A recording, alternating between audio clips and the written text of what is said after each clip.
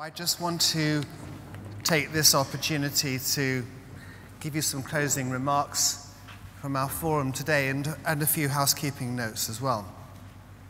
Again, thank you very much to those three panelists for that inspiring insight. I've made a few notes of the big headlines that I want to take away today, and some of you might share these headlines.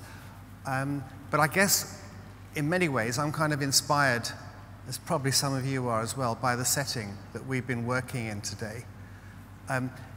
This place and these murals and these statues and this sense of authority reminds you that 150 years ago people were sitting down taking decisions about investments in canals and railways and communications, infrastructure, education, science, the arts, places of entertainment. They were taking decisions about public investment in those things and how they connect together and how they were going to shape this society for the future.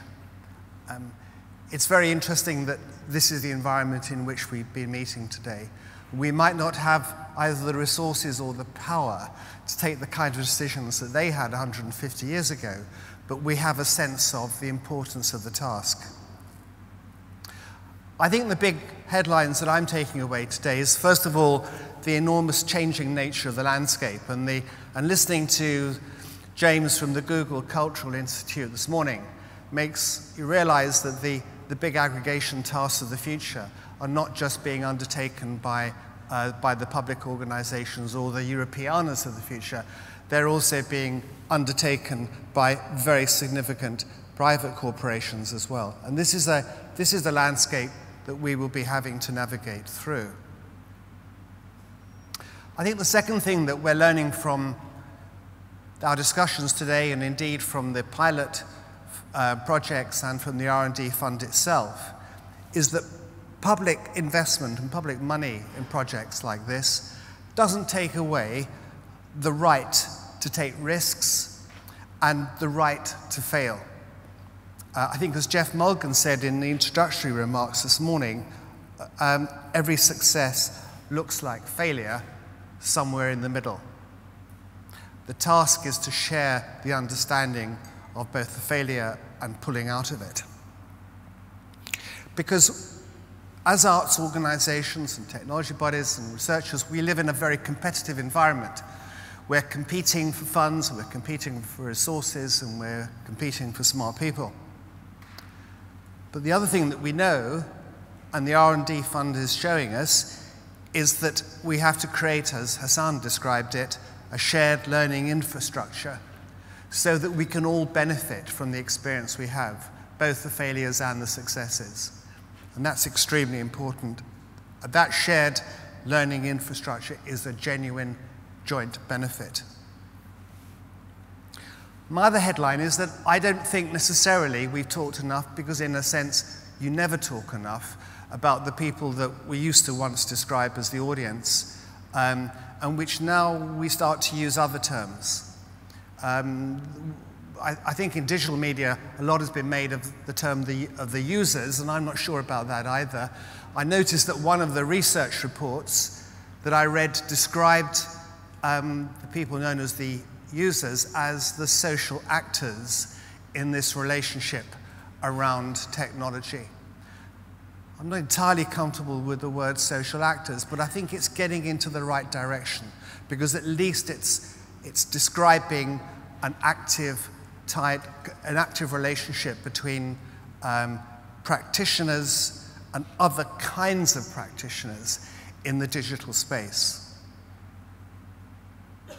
We need to measure both the offline benefits of the work that we're doing as well as the online benefits of the kind of digital technical innovation that we're exploring. And we need to understand that social action better in order to measure it. And then I guess really the other big headline is to pick up what Anthony has been talking about as being the demise or the death of digital, which obviously is a fairly extreme statement at the moment. But if we parse that a little bit more carefully, I guess that we might be able to say that we're currently in a situation where we're observing the end of the beginning of a digital phase, certainly of digital research and development. In future, it might be a simple discussion and application about technology, research and development for the arts and culture. Digital is one aspect of the tools that we're implying.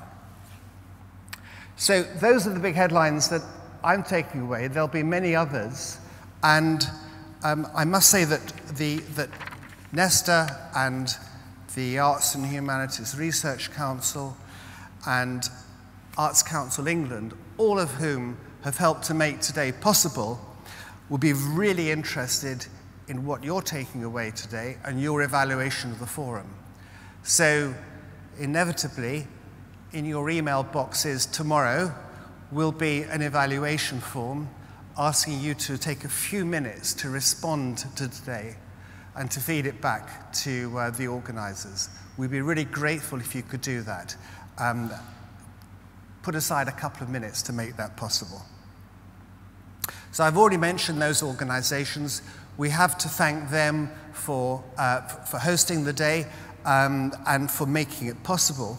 There is a final piece of good news, which is that we are going to be able to join the organizers and the speakers for a drink in what's described as the Bees area, just outside there, with the wonderful flooring. But part of what we're celebrating is also the announcement of the new R&D projects that have been announced. And the organizations involved include Cheltenham Festivals, the Imperial War Museum, Knowle West Media Centre, Live at LICA or LICA, the Pavilion Dance, Script, the Museum of Design in Plastics, the Royal Opera House, and Unlimited Theatre. The information about these you can find in your pack, and there will be representatives from many of these organizations here, and we'll hopefully meet some of them afterwards. And indeed, today, and these announcements have already been picked up by BBC Online, so you can check that out on your devices on your way home.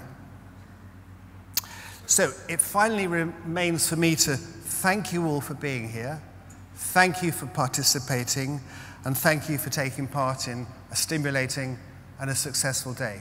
Thank you very much indeed.